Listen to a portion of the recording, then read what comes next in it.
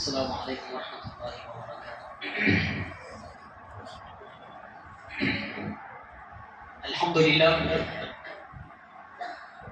الحمد للہ رب العالمین، والصلاة والسلام على سید الانبیاء والمرسلین وعلى آلہ الطیبین الطاہرین واصحابہ الاکرمین اجمعین وعلى من أحبهم وتبعهم بإحسان إلى يوم الدين. أما بعد، فأعوذ بالله من الشيطان الرجيم. بسم الله الرحمن الرحيم. سبحان الذي أسرى بعبده ليلا من المسجد الحرام إلى المسجد الأقصى الذي باركنا حوله لنريه من آياتنا إنه هو السميع البصير. صدق الله العظيم وصدق رسوله النبي الأمين الكريم ونحن على ذلك لمن الشاهدين والشاكرين. إن الله وملائكته يصلون على النبي يا أيها الذين آمنوا صلوا عليه وسلموا تسليما. اللهم صل على سيدنا محمد وعلى آله وصحبه أفضل صلواتك وعدد معلوماتك وبارك وسلم. معزز سامعین اکرام، السلام علیکم ورحمۃ اللہ وبرکاتہ۔ وعلیکم السلام۔ معاف کرنا، مخرج کا انتظام کیا گیا تھا لیکن کچھ عذر کی بنا پر وہ آ نہیں سکے، اس لیے اچھے مخرج لا نہیں سکا، اس لیے اب مجھے ہی جھیلنا پڑے گا تاکہ ہمیں یہ معلوم بھی ہو کہ آج کی رات کی اہمیت کیا ہے۔ اس لیے سب سے پہلے تو معذرت خواہ ہوں کہ انتظام تو کیا گیا تھا لیکن ظاہر سی بات ہے، زندگی ہے، دستور ہے، اچھا برا سب لگا ہوا ہے، تو اسی لیے مجھے ہی عین وقت پر کھڑا ہونا پڑا۔ تو بہرحال آج کی یہ رات نورانی رات جسے شب معراج کا نام دیا گیا، ہم سبھی جانتے ہیں کہ شب معراج، اس رات کو شب یعنی نورانی والی رات کیوں کہا جاتا ہے؟ کیونکہ یہ وہی رات ہے جس رات حبیب صلی اللہ علیہ وسلم اپنے محبوب، اپنے پروردگار کو دیکھتے رہے اور پروردگار اپنے محبوب کو دل بھر دیکھتے رہے، یعنی صلی اللہ علیہ وسلم اپنی ان جسمانی آنکھوں سے اپنے رب کا دیدار کیے۔ یہ آج ہی وہی نورانی رات ہے جس رات کو اللہ سبحانہ و تعالیٰ نے تمام ذکروں پر مشتمل سب سے بڑی، سب سے افضل اور سب سے بیش قیمتی جو تحفہ عطا فرمایا وہ نمازوں کا تحفہ۔ یہ سب سے بڑی بات ہمارے لیے ہے، جو تو قلب ہے، یعنی دلی سے اللہ سبحانہ و تعالیٰ کا سرکار دو عالم صلی اللہ علیہ وسلم کا دیدار تو ہوتے رہتا، لیکن آج ہی کی شب ہے جو اپنی ان جسمانی آنکھوں سے خدا کا آپ نے دیدار کیا، اور صرف میرے محبوب ہی کی شان ہے جنہیں یہ دیدار کروایا۔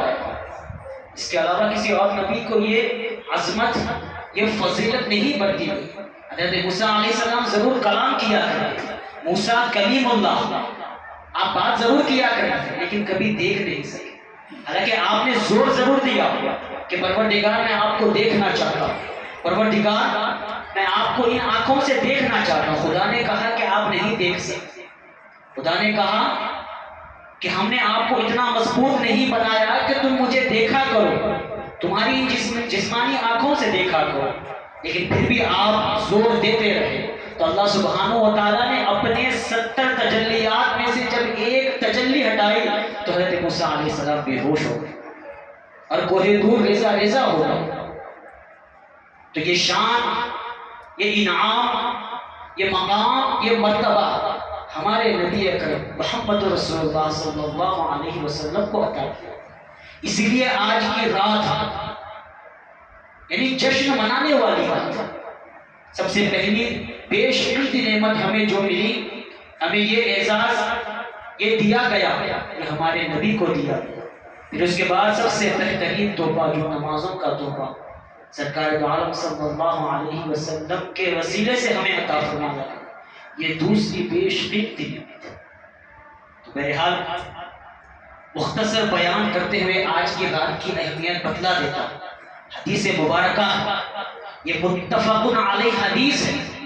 اگر کوئی کہے کہ یہ کیسے ممکن ہے، حالانکہ قرآن گواہی دے رہا ہے کہ سبحان الذی اسریٰ، پاک ہے وہ ذات، بعبدہ، اپنے بندے خاص محمد رسول اللہ صلی اللہ علیہ وسلم کو مسجد حرام سے مسجد اقصی، پھر مسجد اقصی سے سدرۃ المنتہا کی سیر کروائی۔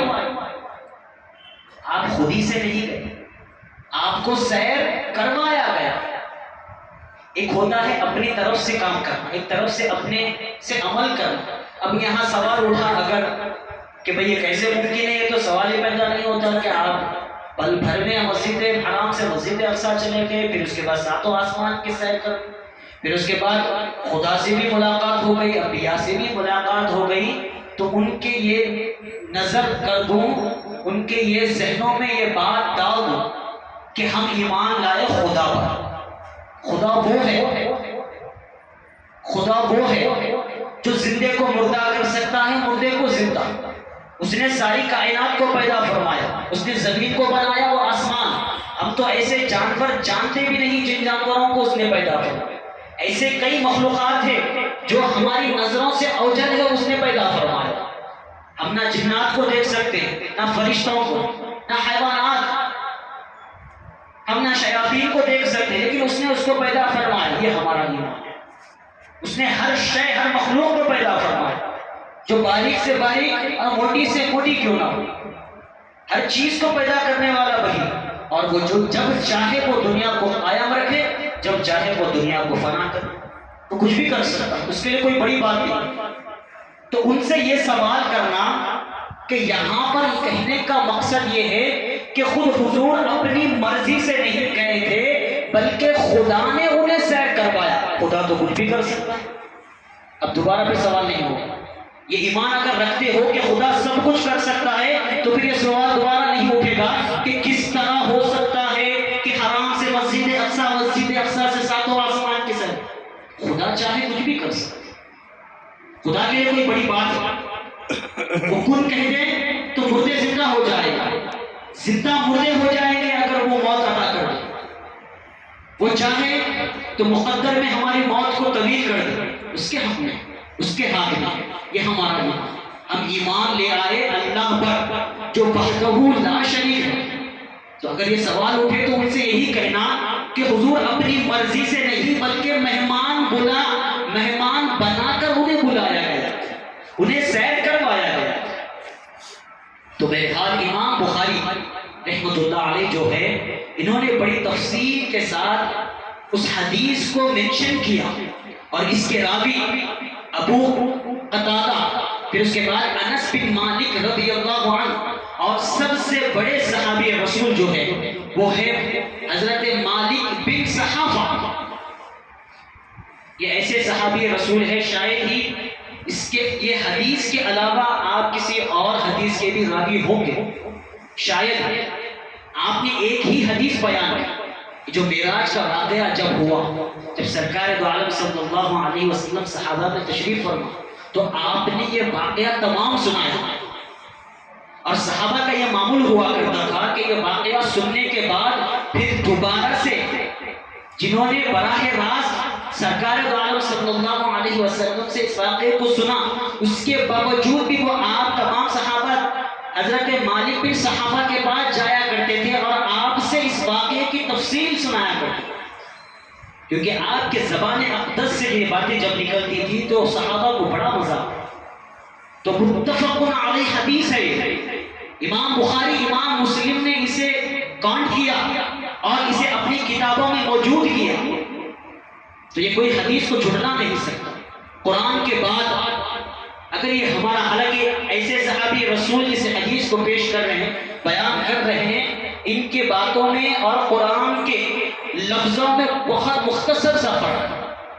قرآن اللہ کا کلام ہے جو حضور پر نازل ہوا ہے، اور حضور جو اپنے لب انور سے نکالے وہ حدیث ہوگا۔ آپ کی شریعت، آپ کا اٹھنا، آپ کا بیٹھنا، آپ کا چلنا، آپ کی تعلیم دینا، تربیت دینا، اچھے اور برے میں فرق بتانا، یہ حدیث ہے. یہ قرآن و حدیث دونوں کو ملا کر یہ ہمارا ایمان ہے. اگر آپ کہو گے کہ قرآن کو میں عمل کروں گا اور حدیث کو چھوڑ دوں گا، آپ گمراہ ہیں. کیونکہ اللہ وہ رسول یہ دونوں کی اتباع، دونوں سے محبت اور دونوں کی تعظیم یہ لازم و ضروری ہے اگر جنت حاصل کرنا ہو. تو اس لیے قرآن بھی اہم ہے، پھر اس کے بعد حدیث بھی ہے. اگر آپ کہو گے کہ میں حدیث کو مانوں گا قرآن کو نہیں، تو پھر آپ دائرہ اسلام سے خارج ہو. اس لیے دونوں برابر ہیں. قرآن اللہ کی طرف سے نازل ہوا، حدیث رسول اللہ صلی اللہ علیہ وسلم کی زندگی، آپ کی زندگی حدیث. تو بہرحال امام بخاری بڑے اہتمام کے ساتھ اس حدیث کو درج کرتے ہیں اور حضرت مالک بن صحافہ اسے بڑی تفصیل کے ساتھ بیان کرتے ہیں. تو یہ معراج کا واقعہ کس طرح کا ہوا میں آپ سبھی حضرات کے سامنے بیان کر، حالانکہ بیان کرنے کی کوئی حیثیت نہیں ہے. اگر کچھ اونچ نیچ ہو جائے، کچھ غلطی ہو جائے تو خدا معاف کرے، آپ لوگ بھی معاف کر دیں. کیونکہ ظاہر سی بات ہے وہ مقام و مرتبہ اتنا بلند ہے کہ خدا نے خود اپنے محبوب کو اپنے پاس بلایا تو کس طرح کا منظر ہوگا، کس طرح کا اہتمام ہوگا، کس طرح کی سجاوٹ ہوگی، کوئی عام انسان بتا نہیں سکتا. ہماری ذہن و گمان میں کیا ہے، پھر بھائی لائٹنگ لگا دو، سجا دو، تھوڑا پھولا لگا دو. یہ ہمارے یہ ذہنی عام مختصر ذہن جسے کہا جاتا ہے، کم عقل ذہن جسے کہا جاتا ہے، ہم یہ سمجھتے ہیں. لیکن خدا کی جو دربار ہوگا وہ کوئی اندازہ لگا نہیں سکتا. پھر ایسی سواری اور ایسے مہمان، میزبان بھی وہ ہے جو سارے کائنات کو پیدا فرمایا، مہمان بھی وہ ہے جس کے لیے کائنات پیدا ہوا. سمجھے؟ مہمان بھی وہ، مہمان بھی بڑا عظیم شخص. بات ظاہر سی بات ہے، کوئی اگر استاد ہو، اگر کسی اپنا محبوب یعنی شاگرد ہو تو اس کے لیے الگ اہتمام کیا جاتا ہے. کیوں؟ وہ میرا خاص ہے. تو اس لیے آپ دونوں کا مقام تو خدا ہی بہتر جانتا ہے. حضور کا مرتبہ حضور سے زیادہ خدا بہتر جانتا ہے. حضور بھی نہیں بتا سکتے کہ میرا مقام خدا کے نظروں میں کیا ہے، وہ تو خدا ہی بہتر جانتا ہے اپنے محبوب کا مقام. تو بہرحال حضرت مالک بن صحافہ بڑی تفصیل کے ساتھ جو نبی پاک علیہ السلام نے جس طرح بتایا، آپ بڑی تفصیل کے ساتھ بیان کرتے ہیں. امام بخاری شریف میں اسے درج کرتے ہیں. تو وہ حدیث اس طرح ہے کہ رسول اللہ صلی اللہ علیہ وسلم فرماتے ہیں کہ ایک مرتبہ میں اپنے بستر پر آرام کر رہا تھا، تو دستک دینے والے نے دستک دیا اور میرے قریب آیا. اب کون دیا، اس بات کی وضاحت آگے آنے والی ہے.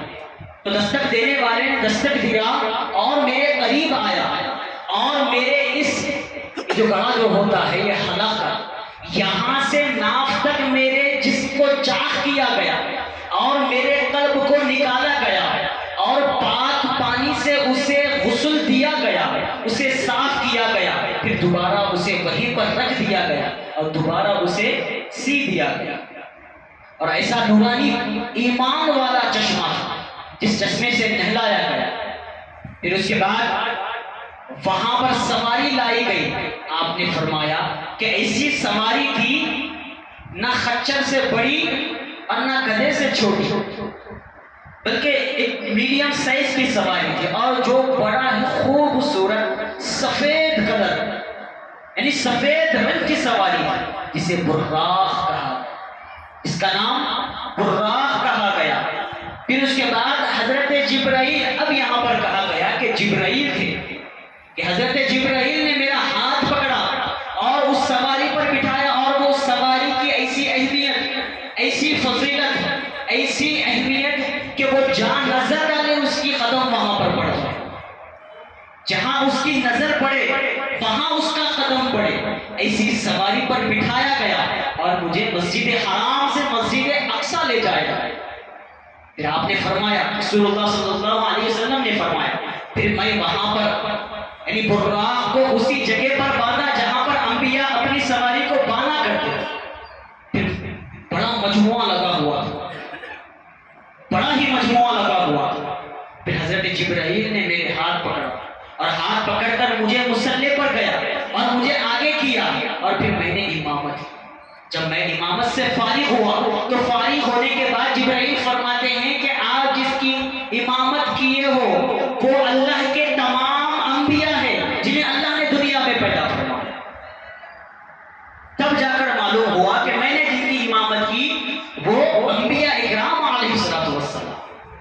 میں مختصر تذکرہ کر دے رہا ہوں، حالانکہ اس کی تفصیل اگر لمبی چلی تو پھر وقت بہت زیادہ ہو جائے، آپ بھی بور ہو جاؤ گے۔ تو بہرحال تو رسول اللہ صلی اللہ علیہ وسلم جب امامت سے فارغ ہوئے تو کہا گیا کہ آپ جس کی امامت کر رہے تھے وہ سارے کے سارے اللہ کے نبی، اللہ کے برگزیدہ بندے اور اللہ کے پیغام کو دنیا والوں تک پہنچانے والے لوگ تھے۔ آپ نے سبھی کی امامت، یہاں پر مقام و مرتبہ دیکھنے کا ہے، یعنی کس طرح کا اہتمام کیا گیا کہ دستک دیا گیا، آپ کے قلب اطہر کو ایمان کے چشمے سے نہلایا گیا، پاک کو صاف کیا گیا، اور ایسی سواری کہ وہ جہاں نظر ڈالے وہاں تک اس کا ایک قدم پڑے، ویسی سواری پر بٹھایا گیا۔ پھر اس کے بعد ایسی امامت کی گئی کہ شاید ہی کسی نے ایسی امامت کی ہو۔ وہاں پر حضرت آدم علیہ السلام بھی ہے، حضرت یوسف علیہ السلام بھی ہے، حضرت ابراہیم علیہ السلام بھی ہے، حضرت موسیٰ کلیم اللہ بھی ہے۔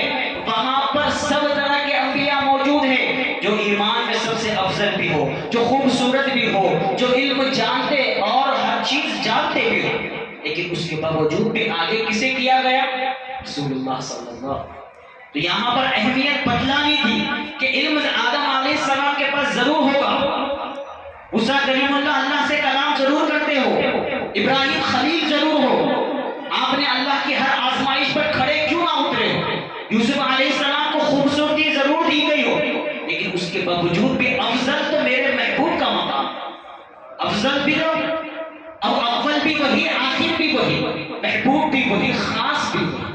تو یہاں پر امامت کھڑا کر یہ بدلا دیا سارے انبیاء کہ آپ کے یقیناً آپ کے مقام و مرتبہ بلند ضرور ہے، آپ علم جانتے ضرور ہے، لیکن میرے محبوب سے آگے نہیں، میرے محبوب سے آگے نہیں۔ تو رسول اللہ صلی اللہ علیہ وسلم فرماتے ہیں پھر اس کے بعد امامت کے بعد حضرت جبرائیل مجھے پہلے آسمان پر لے کر گئے۔ اب یہ دنیا کا سفر ہو گیا، یہ دنیا کا سفر ہو گیا، اب یہاں سے آسمانی سفر شروع ہو گیا۔ جب پہلے آسمان پر لے گئے تو آپ دستک دینے لگے، تو اندر سے آواز آئی کہ کون؟ حضرت جبرائیل فرماتے ہیں کہ انا جبرائیل، میں جبرائیل ہوں۔ تو پھر اندر سے آواز آئی کہ تمہارے ساتھ کوئی اور ہے؟ تو کہا کہ ہاں، میرے ساتھ محمد رسول اللہ صلی اللہ علیہ وسلم ہے۔ تو پھر کہا گیا کہ کیا انہیں بلایا گیا؟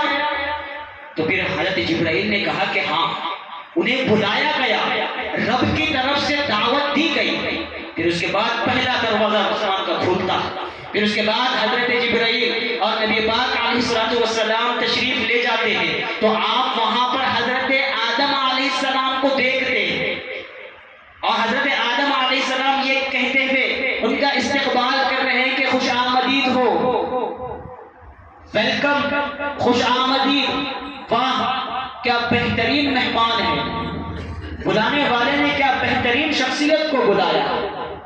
جب آپ ملاقات کرتے ہیں اور سلام کرتے ہیں حضرت آدم علیہ السلام، پھر اس کے بعد حضرت آدم علیہ السلام اپنے بیٹے یعنی اے میرے بیٹے کہہ کر جواب دیتے۔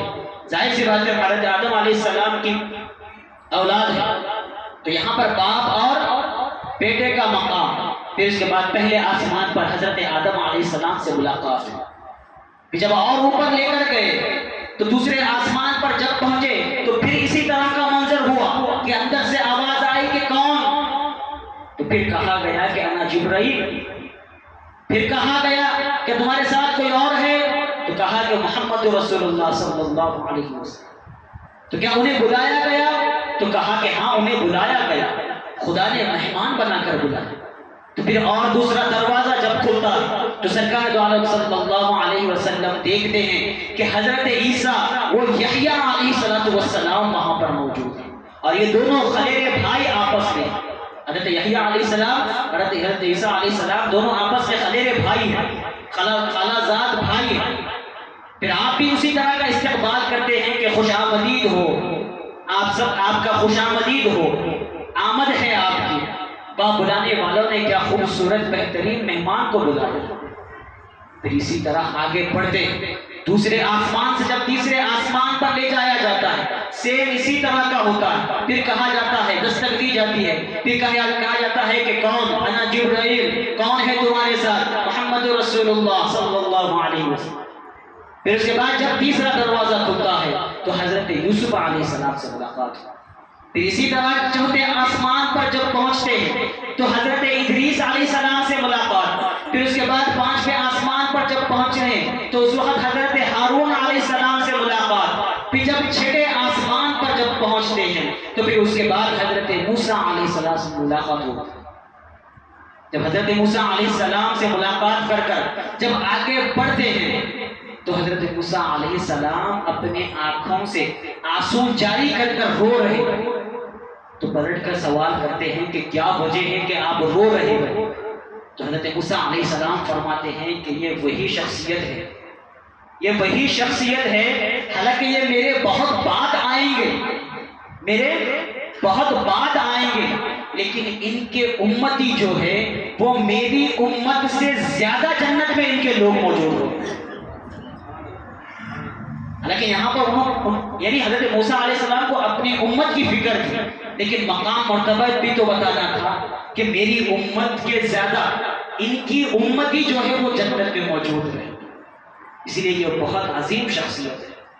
پھر اس کے بعد جب آگے ساتویں آسمان پر جاتے ہیں تو جب حضرت ابراہیم علیہ السلام سے ملاقات ہوگی، یہاں پر حضرت ابراہیم علیہ السلام بھی اپنے بیٹے کی طرح استقبال کرتے ہیں۔ حضرت آدم علیہ السلام والد، پھر اس کے بعد حضرت ابراہیم علیہ السلام وہ بھی والد، لیکن باقی انبیاء آپ کے والد نہیں بلکہ بھائی کی طرح استقبال کرتے ہیں۔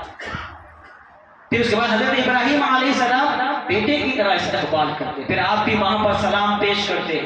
پھر اس کے بعد ساتوں آسمان کے بعد جب نبی پاک علیہ السلام کو سدرۃ المنتہا پر لے جایا جاتا ہے۔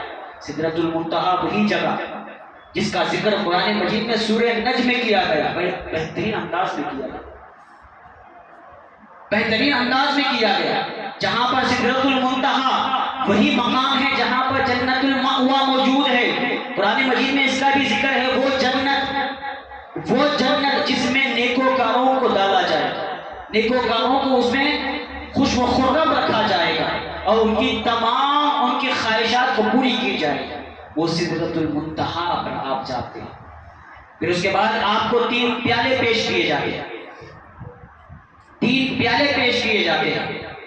آپ کو پہلا پیالہ دودھ کا دیا جائے گا، پھر اس کے بعد شہد کا، پھر اس کے بعد شراب کا دیا جاتا ہے۔ تو نبی پاک علیہ السلام دودھ کا پیالہ لیتے ہیں اور اسے پی لیتے ہیں۔ تو پھر حضرت جبرائیل فرماتے ہیں کہ واہ، چننے والوں نے بھی کیا بہترین چیز چنی، کیونکہ جاننے والے کو بھی پتا ہے کہ کون سی چیز بہتر ہے۔ اس سے اندازہ اس لیے کہا جاتا ہے کہ اگر کسی کو پرکھنا ہو تو اسے دے کر دیکھیں، کسی کو دولت دے کر دیکھیں، اگر وہ دولت کا پجاری ہو تو وہ خوش ہو جائے گا، اگر کوئی عزت کا مارا ہو، عزت کا بھوکا ہو تو اسے عزت دے کر دیکھے، اگر وہ عزت کو لپیٹتا رہے تو سمجھ جانا یہ عزت کا بھوکا ہے۔ اس لیے کہا جاتا ہے کسی کو پرکھنا ہو تو دولت اور اس کو عزت، خوب احترام کر کر دیکھے اسے کہ وہ کتنا پانی میں ہے، اس کی اہمیت معلوم ہو جاتی ہے۔ تو بہرحال چننے والوں نے کیا خوب چیز چنی کہ آپ نے دودھ کا پیالہ لیا اور اسے پی لیا۔ پھر اس کے بعد اور دور مقام پر لے جایا گیا، آپ کہاں پر؟ بیت المعمور۔ پھر اس کے بعد بیت المعمور وہ مقام جس مقام پر آج خانہ کعبہ جو موجود ہے سعودی عرب میں، اسی کے برعکس اوپر ساتوں آسمانوں کے اوپر اللہ کا جو اصل گھر ہے وہ بیت المعمور ہے، اور وہ ایسا گھر اسی کے برعکس زمین پر ایک اور معبود، ایک اور خانہ کعبہ بنایا گیا، لیکن حقیقت میں بیت المعمور جو ہے وہ اوپر موجود ہے، اور وہ ایسا مقام ہے، اللہ کا ایسا گھر ہے۔ روایتوں میں آتا ہے کہ 70 روزانہ کے 70,000 فرشتے اس میں داخل ہوتے ہیں اور اس سے نکل جاتے ہیں، اور 70,000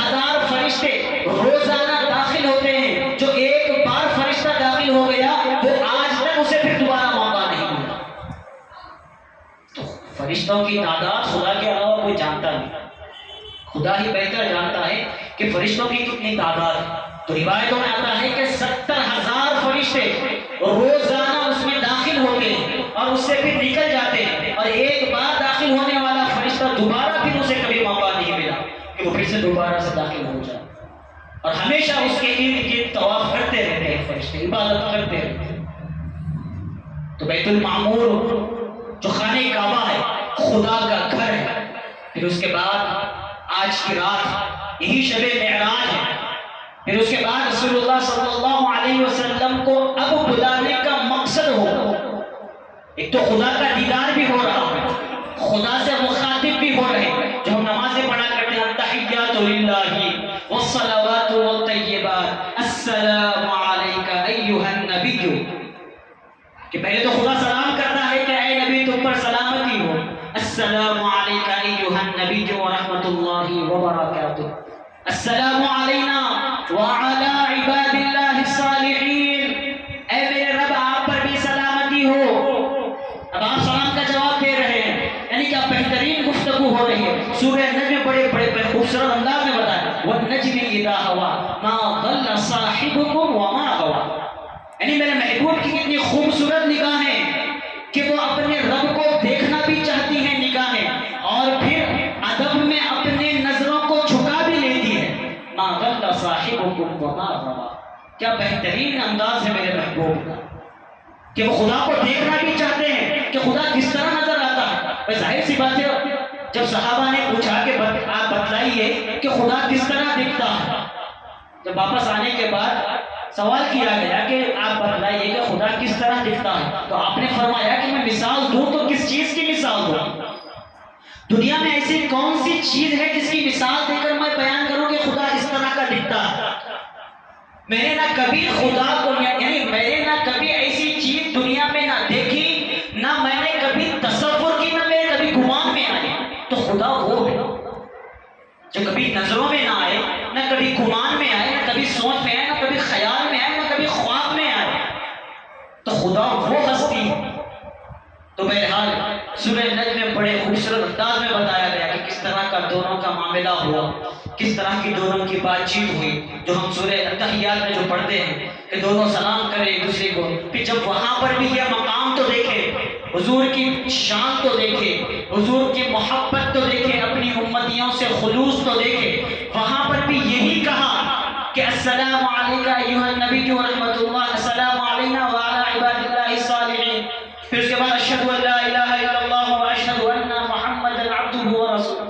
پھر اس کے بعد آپ نے وہاں پر بھی اپنے امتیوں کے لیے، یعنی اے میرے پروردگار آپ پر بھی ہو اور میری امت پر بھی ہو، وہاں پر بھی اپنے امت کو کبھی نہیں بھولا۔ تو بہرحال جس وجہ سے آپ کو یہ معراج دی گئی تھی، اب وہ موقع آیا، آپ کو 3 تحفے دیے گئے، 3 عظیم تحفے آپ کو دیے گئے۔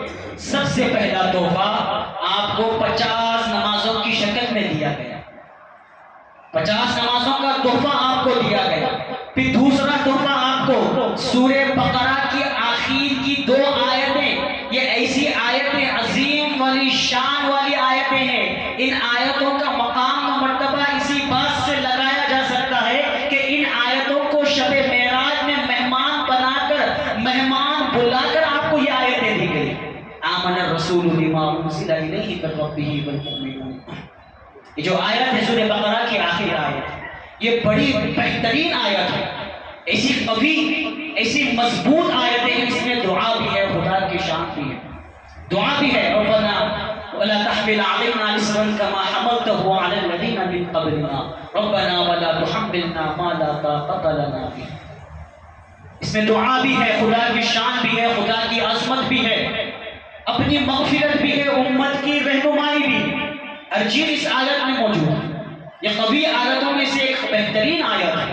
جب کبھی مصیبت آ جائے، مشکل میں گر جاؤ، تو سورہ بقرہ، تو سورہ فاتحہ، پھر اس کے بعد سورہ بقرہ کی پہلی اور یہ آخری آیتیں پڑھ لیا تاکہ تمہارے گھروں سے یہ وسوسے، یہ بلیات، یہ پریشانیاں، یہ تمام کی تمام چیزیں دور ہو جائیں۔ دوسروں پر اپنے آپ پر بھروسہ رکھے، سب سے پہلے تو خدا پر بھروسہ رکھے، اور اس کے بعد اللہ نے ہمیں کھلے لفظوں میں تعلیم دی گئی کہ اگر تم سکون چاہتے ہو تو یا ایھا الذین آمنوا استعینوا بالصبر والصلاۃ، سب سے پہلے تو صبر کیا کرو، برداشت کیا کرو، عفو درگزر کیا کرو، اس کے بعد نماز پڑھو۔ ہمیں تعلیم دی گئی ہے، تربیت دی گئی ہے، ہمیں کسی ملا کے پاس جانے کی ضرورت نہیں ہے، کسی پڑھ کے پھونکنے والے کے پاس جانے۔ ہاں اللہ اگر کسی کو چاہے تو ان کی زبان میں تاثیر ضرور رکھ سکتا ہے، خدا اگر چاہے، لیکن خدا نے تو ہمیں قرآن کا یہ عظیم تحفہ عطا فرما دیا جو ہر ایک کے گھروں میں موجود ہے۔ الحمدللہ پڑھنے بھی آتی ہے جن کو آتی ہو، الحمدللہ یہ ہماری شان ہے، یہ ہماری ایک مقام و مرتبہ ہے کہ اللہ نے ایسا کلام جس سے کہا گیا کہ اگر اسے زمین، اگر کسی پہاڑوں پر اتار دیا جاتا تو پہاڑ ریزہ ریزہ ہو جایا کرے، پہاڑ ریزہ ریزہ ہو جایا کرے، تو ایسا کلام ہم نے تمہارے حافظوں کے دلوں میں اتارا، تمہارے درمیان اتارا اور اسے عام کر دیا۔ پڑھو، کتنا پڑھتے ہو؟ اگر سکون چاہتے ہو تو نماز پڑھو، اگر خدا سے مدد چاہتے ہو تو قرآن پڑھو، قرآن خدا کی سننا چاہتے ہو تو قرآن پڑھا کرو، خدا کو اپنا دکھ بتانا چاہتے ہو تو نماز پڑھا کرو۔ بس یہ دو کام کر لیا کرو، ہماری ساری تکالیف، مصیبتیں، آفتیں، پریشانیاں دور ہو جائیں گی۔ اور یہ ایمان رکھتے ہوئے پڑھا کرو، ایسا نہیں ہے کہ مولوی صاحب بولتی بس پڑھنا تو پڑھ، یہ ایمان، یہ عقیدہ، ہم کچھ بھی کام اگر کر رہے ہو بڑی جستجو کے ساتھ جب کرتے ہیں تو اس کام میں ہمارا دل اور بھی لگ جاتا ہے۔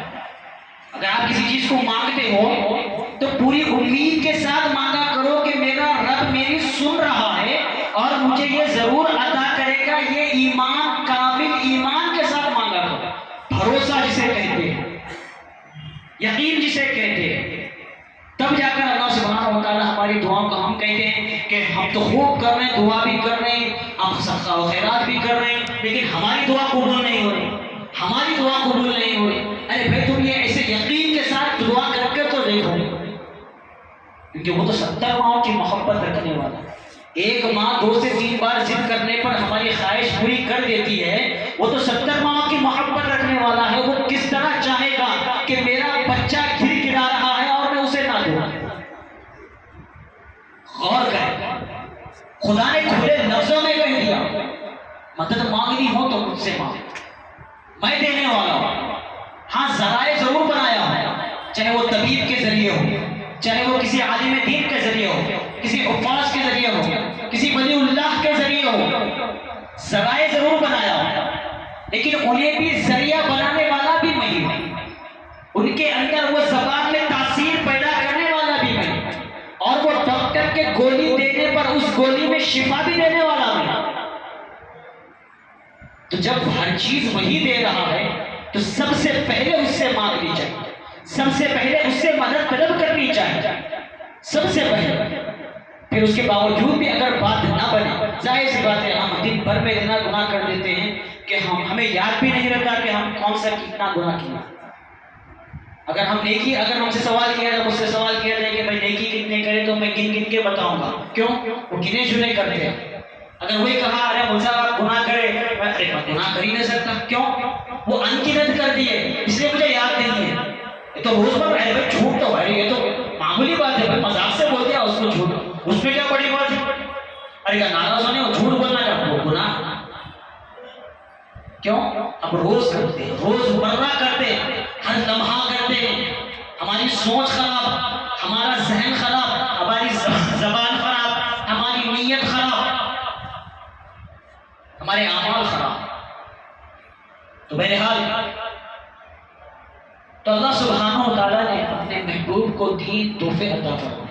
سب سے پہلا تحفہ 50 نمازوں کا، دوسرا تحفہ سورہ بقرہ کی آخری آیتیں، اور پھر تیسرا تحفہ اللہ سبحانہ و تعالیٰ فرماتا ہے کہ یہ عظیم تحفہ صرف اور صرف آپ ہی کو دیا جا رہا ہے، اور یہ وہ تحفہ ہے، یہ وہ تحفہ ہے کہ آپ کی امت کے کبیرہ گناہ کرنے والے شخص بھی بغیر توبہ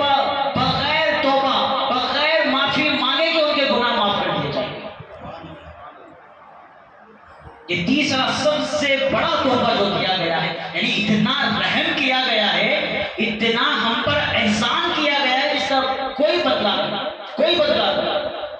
حالانکہ گناہ کبیرہ جو ہے جب تک کہ بندہ معافی نہ طلب کرے وہ معاف نہیں کیے جائیں، لیکن صرف اور صرف یہ محبوب کی شان، محبوب کی عظمت، محبوب کا مقام و مرتبہ بتانے کے لیے اللہ سبحانہ و تعالیٰ نے محبوب کی امتوں پر بھی اتنا رحم و کرم کیا کہ شاید کسی اور نبی کے امت پر اتنا رحم و کرم کیا ہو۔ تو ہم خوش نصیب ہیں جو سرکار دو عالم صلی اللہ علیہ وسلم کے امتی ہے۔ یہ ہمارا اعزاز ہے، یہ ہمارا تاج ہے، یہ ہمارا غرور کہو، غرور بھی کہو کہ ہم اپنے نبی کے امتی ہیں۔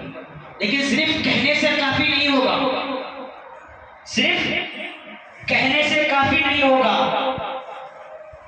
کر کے بتانا ہوگا۔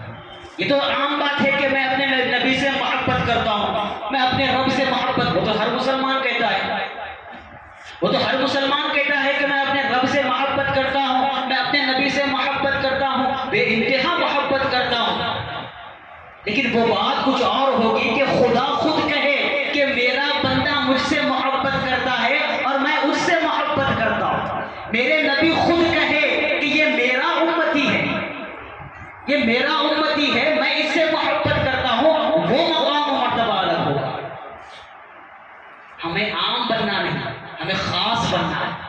اس کے لیے جدوجہد کرنی پڑتی ہے، اس کے لیے مشقت کرنی پڑتی ہے، اس کے لیے آزمائش سے گزرنا پڑتا ہے، اس سے قربانی دینی پڑتی ہے۔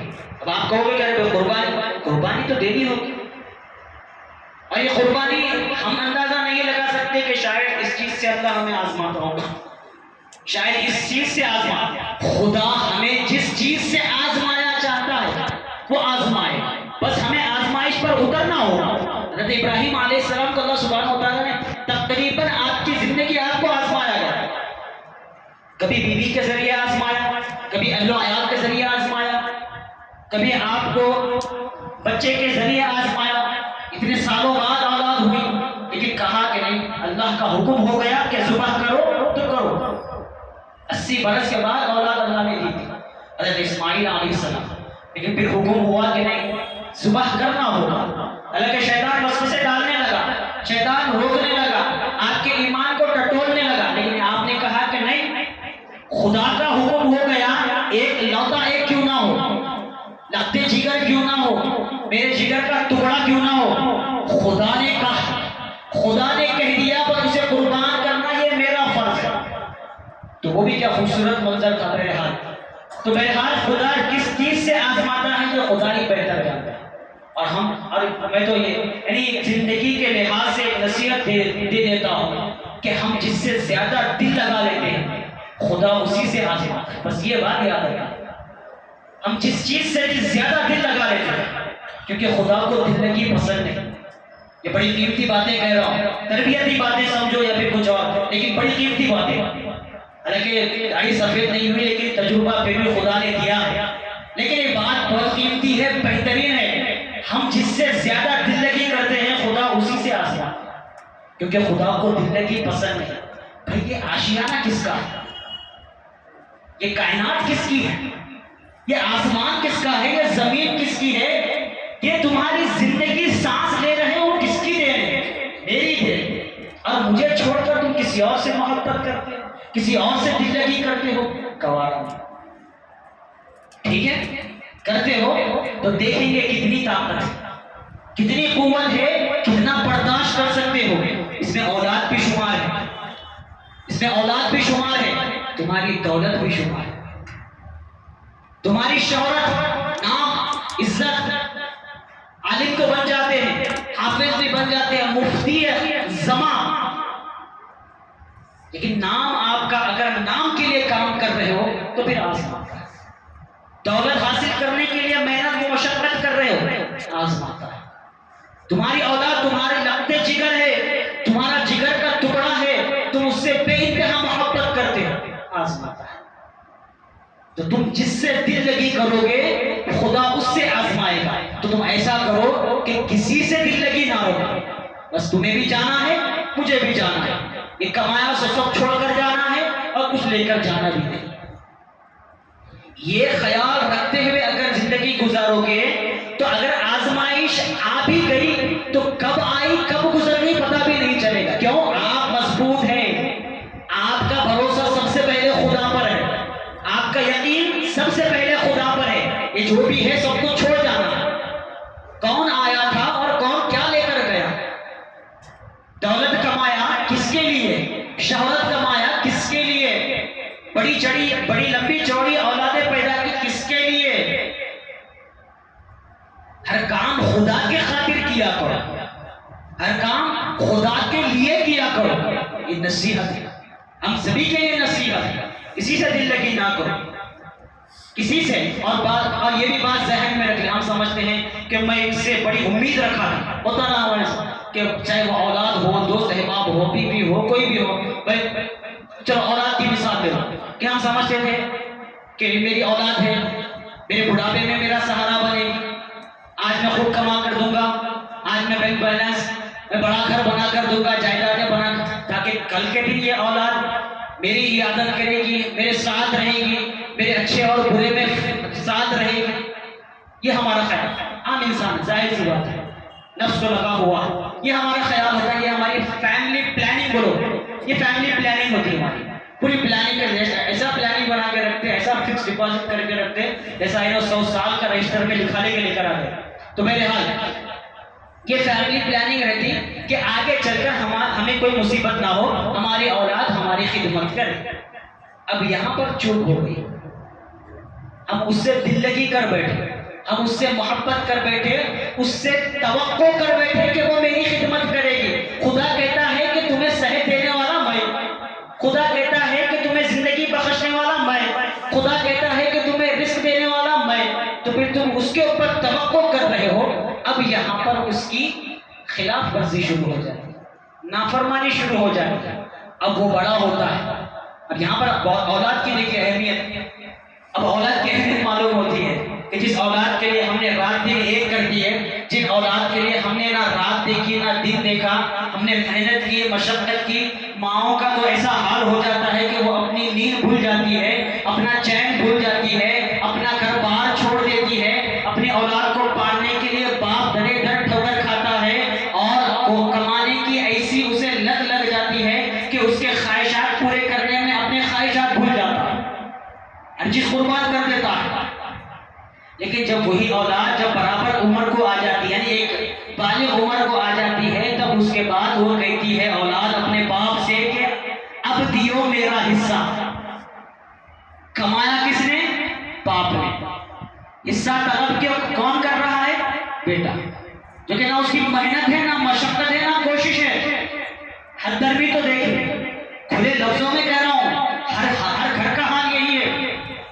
کمایا باپ، محنت اس نے کی، مشقت اس نے کی. حالانکہ چاہیے تو یہ ہونا تھا کہ بچہ محنت کر کر، مشقت کر کر ایک تعمیر گھر بنا کر اپنے والد کو اس میں داخل کرتا اور اسے سکون کی زندگی دیتا اور کہتا کہ یہ والد یہ آپ کا گھر ہے، یہ آپ کا گھر ہے، یہ میرا نہیں. لیکن اس کے برعکس ہوتا ہے. کیا ہوتا ہے کہ اب مجھے میرا حصہ چاہیے. تیرا کہاں کا حصہ؟ اس لیے بزرگوں نے کہا کہ عقل مندی سے کام لے. اگر بٹوارا کرنا بھی ہو تو اپنے لیے کچھ رکھ لے، اپنے لیے کچھ رکھ لے. کیونکہ سگی اولاد اپنی نہیں ہوتی، غیر تو غیر ہی ہے، غیر تو غیر ہی ہے، سگی اولاد اپنی نہیں ہوتی. جو بہو آپ کے دولت رہے وقت چائے بنا کر بھی دیتی، آپ کے پیر بھی دباتی، آپ کی گولیاں بھی دیتی، آپ کا اچھا برا بھی سوچتی. جیسا ہی بٹوارا ہوا وہی بہو کہے گی اور وہی بیٹا کہے گا اب میں بیزار ہو گیا، اب مجھ سے یہ برداشت نہیں، تم الگ میں الگ.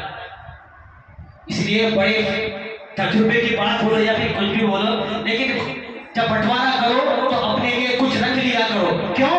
بھروسہ کسی پر نہ کرنا خدا کیا.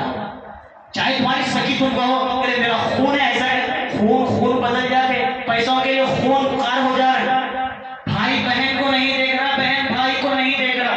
حالانکہ ایسے رشتے ہیں بھائی اور بہن کے، بہنوں کی دعاؤں کی بدولت بھائیوں کی زندگی سنور جاتی ہے، اور بھائیوں کے توسل سے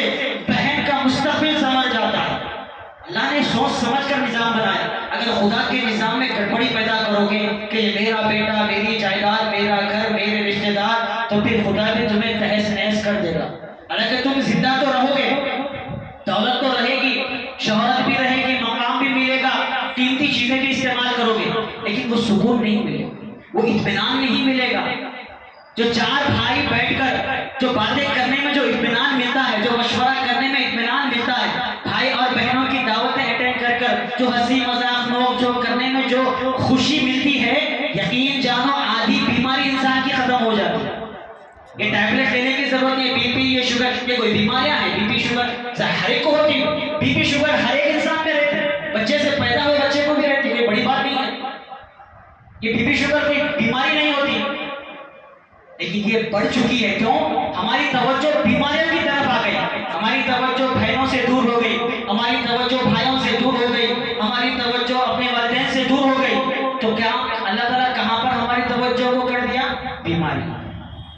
تو بیماری انسان سوچ، کئی ایسے لوگوں سے مل چکا ہوں جنہیں بیماری نہیں ہے، لیکن وہ سوچ سوچ کر بیماری پیدا کر رہی ہے، اس کے باوجود گولیاں کھا رہے ہیں۔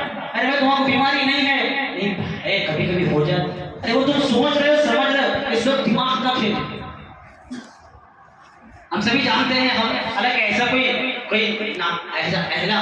کوئی علم نہیں جانتا ہو، کوئی کسی نے دنیا نہ دیکھی ہو، یہ عام بات نہیں ہے، ہر کوئی جانتا ہے کہ ہاسپٹل چلے جائے تو سب سے پہلے ماحول بنایا جاتا ہے، سب سے پہلے ماحول بنایا جاتا ہے، اسے بیمار ہونے سے پہلے اسے بیماری کا احساس دلایا جاتا ہے کہ بھائی تم بیمار ہو، تم بیمار ہو، تم بیمار ہو، آئی سی یو میں دیکھنا، اور بھی اسے ہیبت ناک بنایا جاتا ہے، ارے بھائی تم اور پریشان ہو، ارے نہیں کریٹیکل کنڈیشن ہے، بہت کریٹیکل کنڈیشن ہے، اتنے پیسے رکھنا پڑے۔ اور پھر ڈاکٹر بھی جا کے ایسے لوگوں سے ملتے جو ہیبت میں ہوتا ہے، جو پریشان ہوتا ہے، جو قریبی ہوتا ہے۔ خدا کو بھی معلوم ہے کہ جو تم حرام کا پیسہ کمائے ہو اسے کہاں سے نکالنا ہے، وہ اب نکال کر بھی رہے گا، کیونکہ اسی نے تو پیدا کیا ہر چیز۔ کمانا مقصد نہیں ہے، کما تو ہر کوئی لیتا ہے، یہ بات یاد رکھے، نصیب سے بڑھ کر نصیب سے کم کسی کو نہیں ملے گا، یہ خدا کا دعویٰ ہے، مانے یا نہ مانے مجھے کچھ مطلب نہیں ہے، نصیب سے بڑھ کر نصیب سے کم کسی کو نہیں ملے گا۔ پھر کما کیوں رہے ہو؟ کما اس لیے رہے ہیں کہ وہ کمائی کس نیت سے کما رہے ہو، جھوٹ بول کر، دھوکہ دے کر، کسی کا مال ہڑپ کر کر، بھائی اور بہنوں کے ان کے حقوق کو پامال کر کر وہ جائیداد اپنے قبضے میں کر رہے ہیں، وہ اہمیت رکھتا ہے۔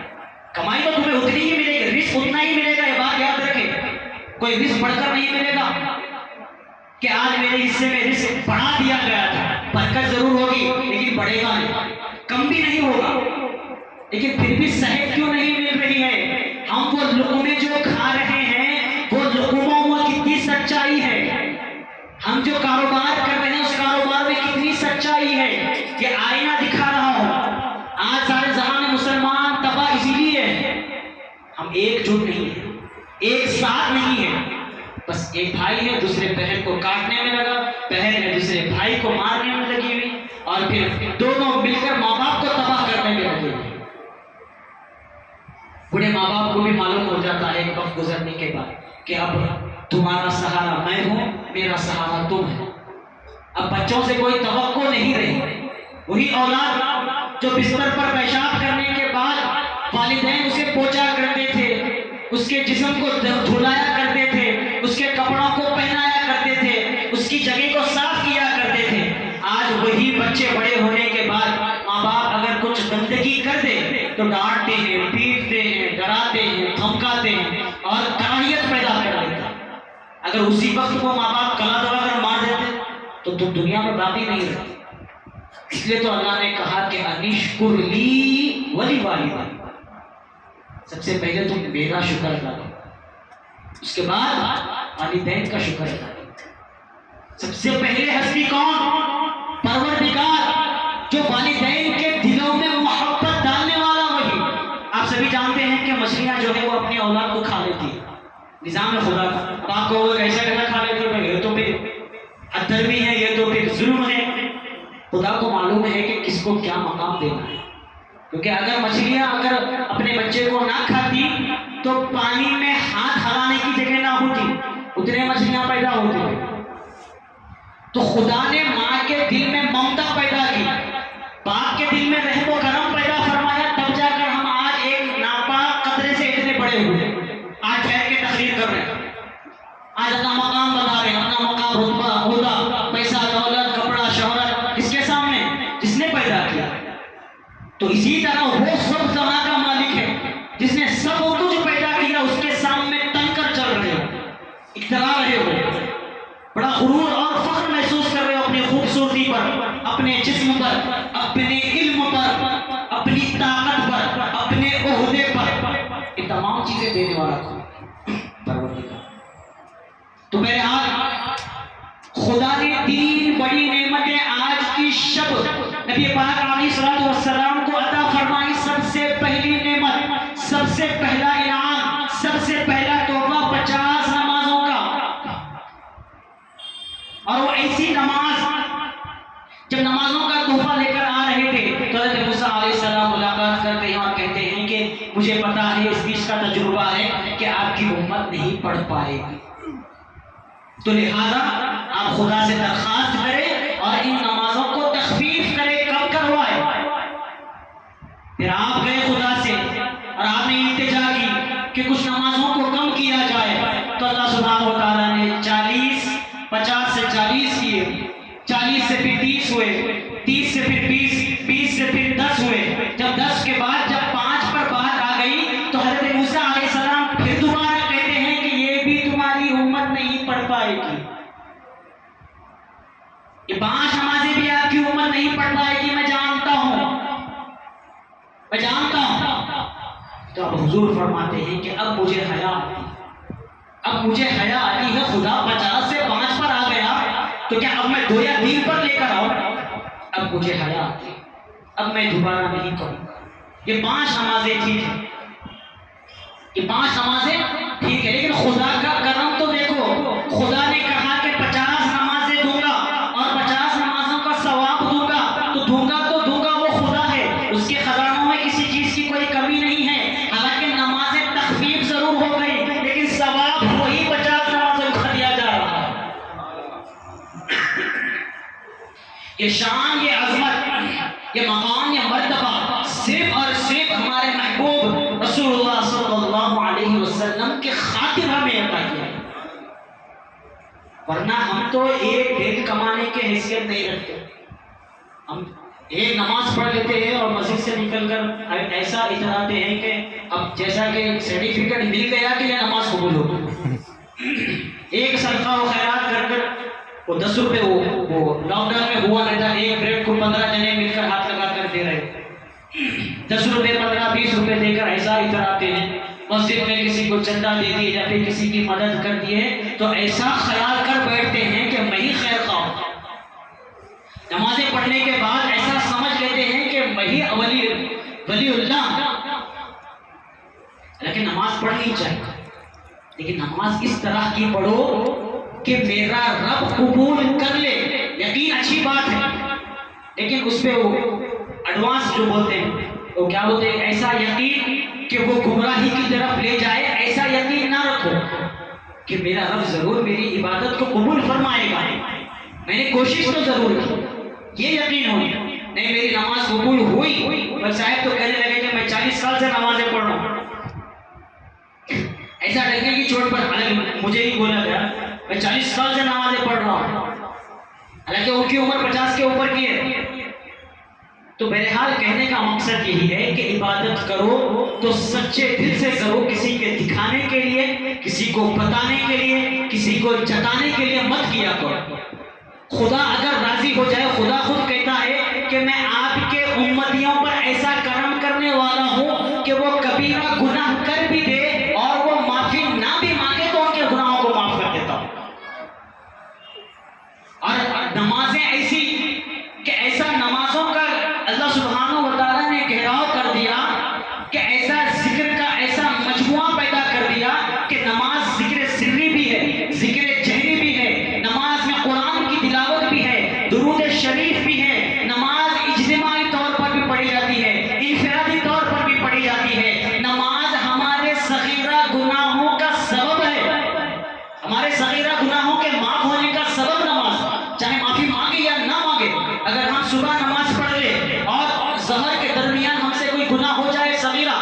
سبحانہ و تعالیٰ نماز کی بدولت معاف کر دیتا ہے.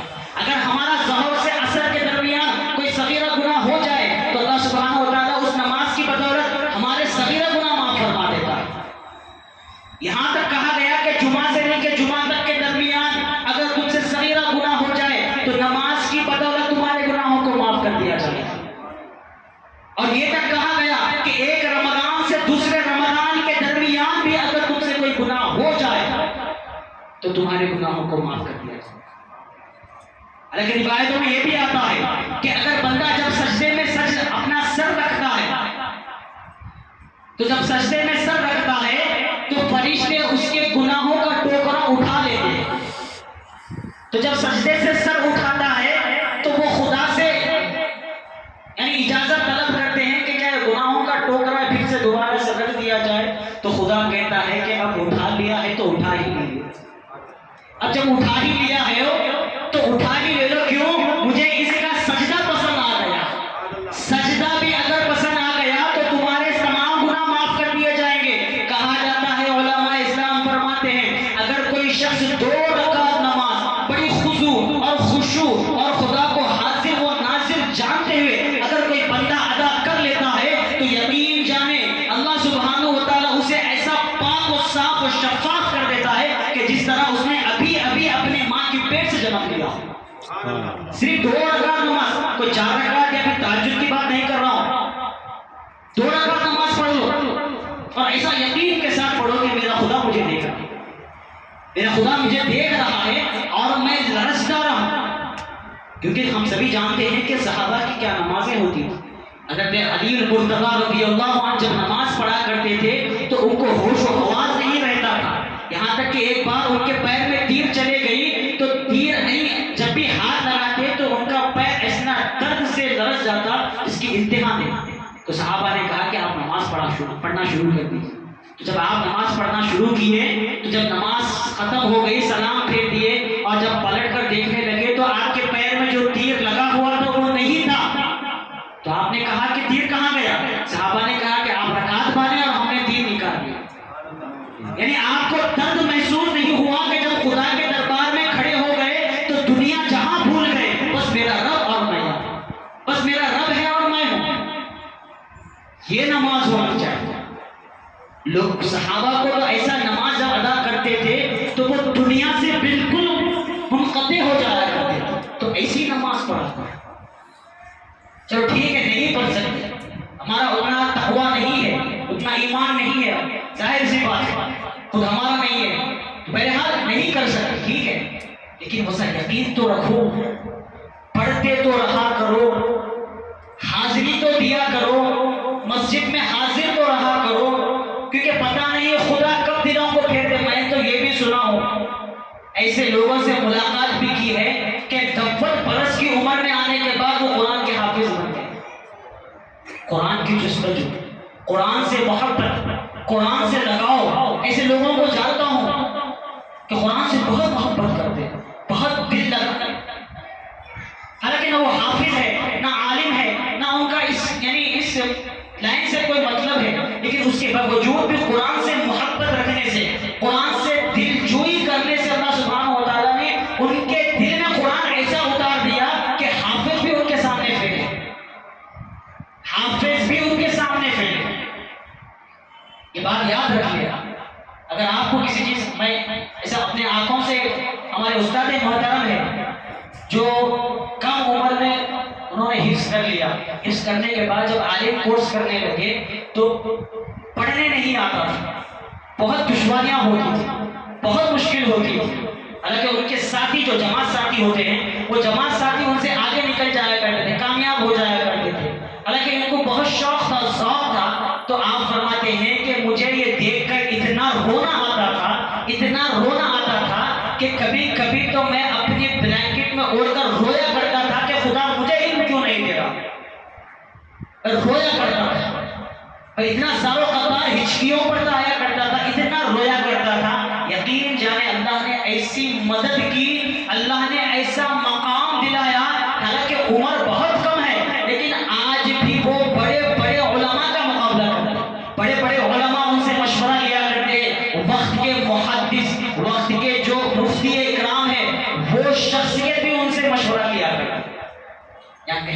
مقصد یہی ہے کہ جب آپ کسی چیز کو بے انتہا شدت سے پسند کرتے ہو، بس وہ کیا چیز پسند کرتے ہو وہ آپ کے حق میں ہے، لیکن جو چیز آپ شدت سے پسند کرتے ہو خدا اسے ضرور دے دیتا ہے، اگر وہ خدا کے لیے ہو، خدا کے لیے ہو۔ آپ کا ہر چیز خدا کے خاطر ہونی چاہیے۔ آپ اولاد کی پرورش کر رہے ہو، خدا کے لیے کر رہے ہو۔ آپ اپنی بیوی کے ساتھ حسن سلوک کر رہے ہو، اس کا ہر خرچہ برداشت کر رہے ہو، اس کا ہر اچھا برا رویہ برداشت کر رہے ہو تو خدا کے لیے کر رہے ہو۔ آپ اپنے شوہر کے ساتھ اس سے حسن سلوک کر رہے ہو، اس کی خدمت کر رہے ہو، اس کی تعظیم کر رہے ہو، اس سے محبت کر رہے ہو، اس کی ہر خواہش پوری کر رہے ہو تو خدا کے لیے کر رہے ہو۔ آپ اپنی زندگی صرف اور صرف خدا کے لیے گزر بسر کر رہے ہو، یہ ہمارا ایمان ہے، تب جا کر اللہ سبحانہ و تعالیٰ سارے جہاں میں ہمارے نام کو روشن کرے۔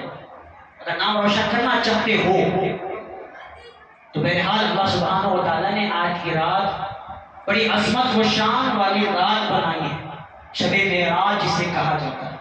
تو 50 نمازوں سے 5 نمازیں ہو گئی، پھر اس کے بعد دوسرا تحفہ سورہ بقرہ کی آخری آیت ہے، اور تیسرا تحفہ کہ کبیرہ گناہ معافی طلب نہ کرنے کے باوجود بھی معاف کر دیے جائیں۔ تو یہ سارا واقعہ ہونے کے بعد جب سرکار دو عالم صلی اللہ علیہ وسلم صحابہ کے درمیان بیٹھ کر یہ واقعہ سنا رہے تھے، اب اس وقت تو جو منافق جو اسلام کے دشمن تھے وہ تو تاک میں تھے کہ کچھ ایسا کام ہو جائے کہ ہم ان پر تہمت لگا سکیں، ان پر انگلی اٹھا سکیں۔ بہرحال شور مچنا شروع ہو گیا کہ ارے یہ کیا باتیں کر رہے ہیں کہ مسجد حرام سے مسجد اقصیٰ چلے گئے، پھر مسجد اقصیٰ سے ساتوں آسمان کی سیر کروائے، پھر وہاں پر جنت بھی دیکھی، پھر اس کے بعد خدا کا بھی دیدار ہو گیا، یہ ایسی باتیں کر رہے ہیں۔ بہرحال ایک ہلہ مچ گیا، لوگوں میں چرچا سننا شروع ہو گئی۔ تو جب یہ تمام لوگ کچھ لوگ مل کر حضرت صدیق اکبر کے پاس گئے اور یہ امید سے گئے کہ اگر یہ شخصیت ہمارے ساتھ ہو گئی تو بہرحال یہاں پر چیپٹر کلوز ہو، یہ شخصیت اگر ہاں میں ہاں بھر لی تو چیپٹر کلوز ہے۔ تو یہ امید کے ساتھ جب صدیق اکبر کے پاس جاتے ہیں اور یہ سارا واقعہ سناتے ہیں کہ آپ کے محبوب یہ کہہ رہے ہیں کہ آپ کے دوست ایسی کی بات ایسی کہہ رہے ہیں، تو حضرت صدیق اکبر رضی اللہ عنہ تھوڑا سوچنے لگتے ہیں۔ اب یہاں پر انہیں وہ امید پر بھروسہ ہو جاتا ہے، اطمینان ہو جاتا ہے کہ ہاں اب یہ شخصیت ہمارے ساتھ ہے۔ جب سوچ کر آپ کہتے ہیں کہ کیا یہ الفاظ انہی کے ہیں، تو لوگ کہتے ہیں کہ ہاں یہ الفاظ انہی کے ہیں، تو آپ فرماتے ہیں کہ تو ٹھیک ہے، اگر یہ الفاظ انہی کے ہیں، وہ تو کہتے ہیں کہ ہر روز میرے پاس ایک فرشتہ آتا ہے اور اللہ کا پیغام لاتا ہے، ہم اسے مانتے ہیں، تو جب خود آپ اپنے رب سے ملاقات کرنے چلے گئے تو اس کے لیے کون سی بڑی بات ہے؟ جب فرشتہ آتا ہے اپنے رب کے احکامات لاتا ہے، ہم اس پر ایمان لے آئے، تو یہ کون سی بڑی بات ہے کہ خود محبوب اپنے اس رب سے ملاقات کرنے چلے گئے، تو اس میں کون سی بڑی بات ہے؟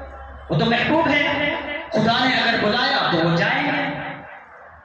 پھر اس کے بعد یہاں پر دال نہیں گلی، تو میرے حال اس کے بعد پھر جمع ہو کر پھر اس کے بعد اب آپ کو ستانے لگے، جو منافقین تھے، کفار مکہ تھے، اب آپ کو ستانے لگے، اب کہنے لگے اچھا تو ٹھیک ہے، آپ جا کر آئے نا مسجد اقصیٰ، بتاؤ مسجد اقصیٰ کی کتنی کھڑکیاں، بتاؤ مسجد اقصیٰ کی کتنی کمانیں، بتاؤ ساتوں آسمان کا کیا ہے حال، بتاؤ فلاں فلاں فلاں فلاں فلاں کہنے لگے۔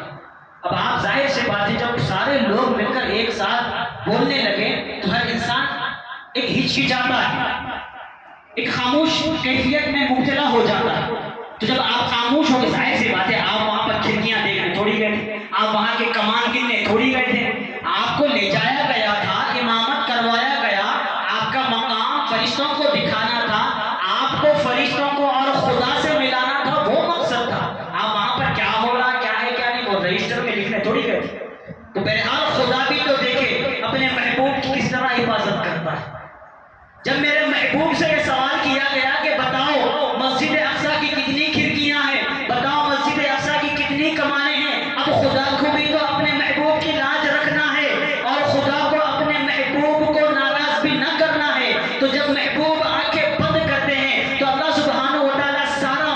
دوبارہ سے سامنے پیش کر دیتا ہے۔ یہ خدا کی شان ہے، وہ خدا نے کچھ بھی کر سکتا ہے، آپ اس کا سوال نہیں اٹھا سکتے۔ اپنے محبوب کی شان رکھنا ہے اور اپنے محبوب کی لاج رکھنا ہے۔ میرے محبوب نے آنکھیں بند کی، اللہ سبحانہ و تعالیٰ نے سارے مسجد اقصی کا منظر دکھا دیا، ساتوں آسمان کا منظر دکھا دیا، جنت اور جہنم کا منظر دکھا دیا۔ خود خدا نے سارا دربار کھول کر رکھ دیا کہ میرے محبوب دیکھے اور دیکھتے جائے اور سارا تذکرہ بتاتے جائے۔ خدا حضور دیکھتے، اپنا سارا منظر دیکھتے، اور وہ جو سوال کرتے اس کا جواب دے، جو سوال ہوتا اس کا جواب دے۔ یہ ہے میرے محبوب کی شان۔ ایک تو خود بلایا، بلا کر دکھایا، دکھانے کے بعد جب جا کر آپ نے کہا تو لوگ نہ مانے تو پھر دوبارہ سے آنکھیں بند کر کر پھر دکھایا۔ یہ میرے محبوب ہی کی شان ہے جو یہ سب کچھ کیا گیا، اور ہم بہت خوش قسمت ہیں۔ خوش قسمتی بولنے سے نہیں ہوتی، اپنے محبوب کا امتی بننے کے لیے سچا عاشق رسول اور آپ کے سنتوں کے پیکر بننا سب سے بہتر ہے۔ وہی سچائی ہے، وہی محبت ہے۔ اب میں کہوں گا کہ میں میرے استاد ہیں، میں سے بہت محبت کرتا ہوں، بہت محبت کرتا ہوں، لیکن میں جاتا نہیں، وہ سبق سناتا نہیں، نہ آموختہ سناتا ہوں، نہ پارے سبق سناتا ہوں، نہ ان کا کہاں مانتا ہوں، نہ وہ جیسا سبق دیا وہ یاد نہیں کرتا ہوں، اور پھر کہو میں اپنے استاد سے بہت محبت کرتا ہوں۔ ہم ہمارے حافظ صاحب سے، محلے کے حافظ صاحب سے بہت عزت کرتے ہیں، ہماری شان ہے، ہماری شوکت ہے، لیکن پیچھے پھر وہی، لیکن جو باتیں تقریریں کی گئی، جو بیان میں کہا گیا اس سے کوسوں دور ہے۔ ہم اپنا حافظ صاحب سے بہت محبت کرتے ہیں، بہت عزت کرتے ہیں۔ 15 لوگوں میں دیکھ لیا گیا کون کتنی عزت کرتا ہے، کون کتنا احترام کرتا ہے۔ بہرحال کہنے سے کوئی بڑا نہیں بن جاتا، کہنے سے آپ کی محبت ظاہر نہیں ہو جاتی۔ محبت کرنی ہو تو دکھانی پڑتی ہے، محبت کرنی ہو تو جتانی کرتی ہے، محبت کرنی ہو تو بتانی پڑتی ہے۔ آپ کہو گے کہ میں سارا لشکر تباہ کر دوں گا، میں اتنی محبت کرتا ہوں۔ ارے بھائی ذرا نکل کر باہر تو بولو، چار دیواری میں بیٹھ کر سارا لشکر تباہ کر دوں گا؟ محبت دکھانی پڑتی ہے، جذبات دکھانا پڑتا ہے، ایک قدم آگے بڑھانا پڑتا ہے۔ آپ قدم خالی مصلی بچھا کر میں خالی عبادت کروں گا اور دعا کروں گا کہ ان کی ساری تکالیف دور ہو جائے، ضرور دور ہوگی، لیکن ان کے ہاسپٹل جا کر ملاقات بھی تو کرو، ان کی دوائیوں کی کوئی مصیبت ہوگی جا کر مدد تو کیا کرو، ان کا سہارا بنا کرو، ان کے مصیبت میں کھڑا رہا کرو۔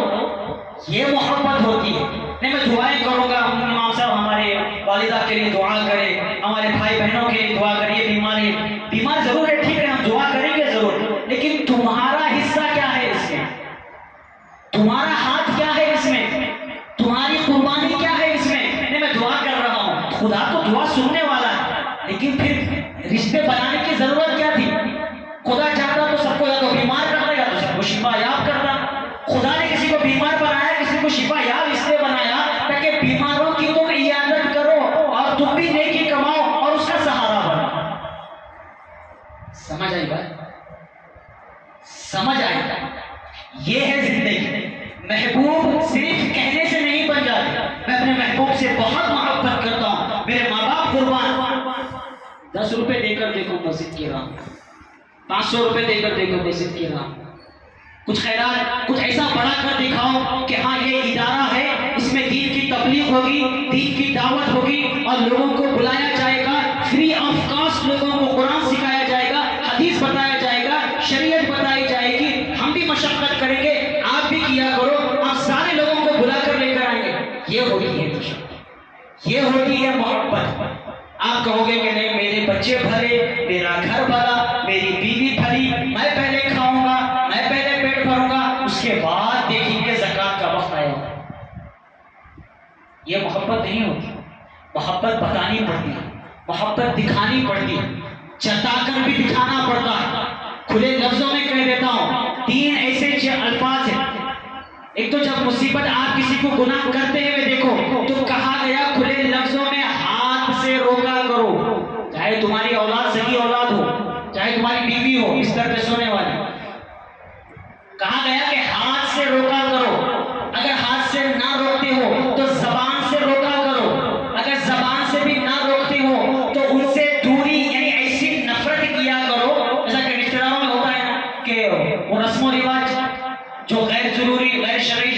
رواج ہوتے، نہیں بڑے بول رہے سننا پڑتا، نہیں وہ خالہ کا تھا خواہش، وہ ماموں کی تھی خواہش، وہ آنٹی کی تھی خواہش، اس لیے وہ رکھ لیے باجا بجانا، ناچ گانا، پھولا وولا فلاں فلاں فلاں۔